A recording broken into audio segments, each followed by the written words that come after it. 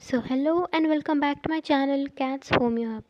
So today in this video we are going to study aphorism 8, which is about the removal of symptoms is the removal of disease, and also the footnote of aphorism 8. So first let's understand the statement of aphorism 8. It is not conceivable nor can it be proved by any experience in the world that after removal of all the symptoms of the disease and of the entire collection of the perceptible phenomena, there should or could remain anything else beside health, or that the morbid alteration in the interior could remain uneradicated. ये बहुत ही fancy English language use की गई है.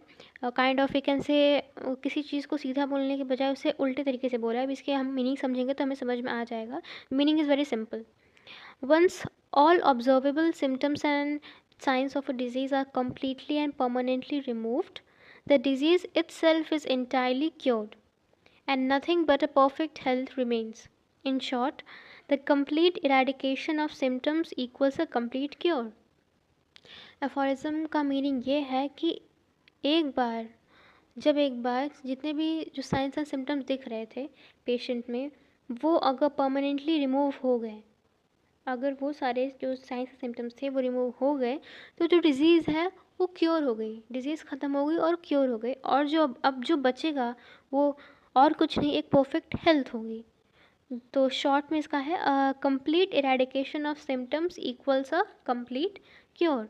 इसीलिए आप देखेंगे तो aphorism का जो हमने स्टेटमेंट देखा था, अफोरिज्म एट का वो था removal of symptom is removal of disease. जैसे ही सारे perceptible science and symptoms remove होंगे वैसे ही डिजीज़ भी रिमूव हो जाएगा और जो बचेगा वो होगा pure health.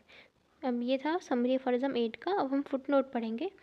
So footnote is Hahnemann mocks conventional doctors who claim a disease is cured internally while the patient is left suffering from new symptoms or severe weakness. He asserts that a true cure cannot exist if the patient still feels sick.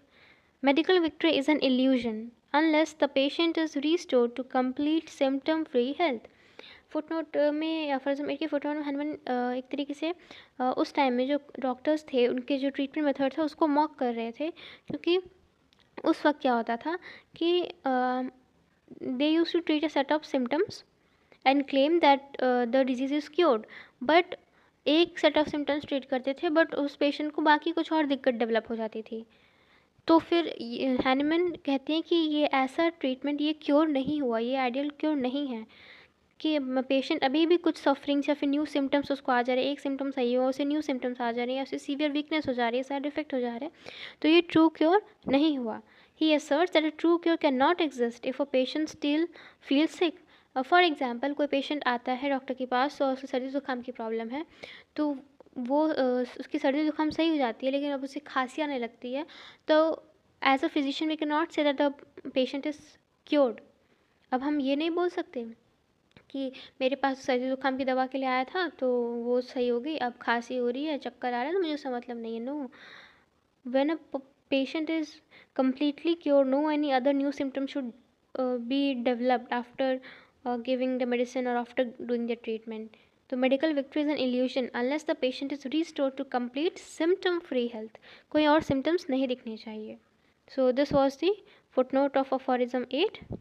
So in the next video we'll be studying the most important aphorism, which is asked every year, and it is the base of our homeopathy, the aphorism 9 and 10, which is about the vital force.